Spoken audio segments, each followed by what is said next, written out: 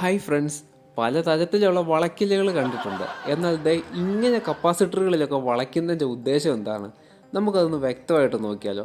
നിങ്ങളിൽ മിക്ക ആൾക്കാരെങ്കിലും ഇത് കണ്ടിട്ടുണ്ടായിരിക്കും. എന്നാൽ ഇതിൻ്റെ പിന്നിലുള്ള യാഥാർത്ഥ്യം എന്താണെന്നുള്ളത് വിശദമായിട്ട് പറഞ്ഞുതരാം. ഒരു വളഞ്ഞ ലീഡുള്ള കപ്പാസിറ്ററും ഒരു സാധാരണ കപ്പാസിറ്ററും സോൾഡർ ചെയ്യാൻ നേരത്ത്, പ്രത്യേകിച്ച് PCBയിലൊക്കെ ഇറക്കി വെച്ച് സോൾഡർ ചെയ്യുമ്പോൾ നമ്മളിത് തിരിച്ചു പിടിക്കുമ്പോൾ ഇതായിരിക്കും അവസ്ഥ. അപ്പോൾ നമ്മൾ മാനുവലായിട്ട് അസംബിൾ ചെയ്യുമ്പോൾ വലിയൊരു തലവേദനയാണ് ഈ കമ്പോണൻസ് ഇങ്ങനെ ഊരിപ്പോകുന്നത്.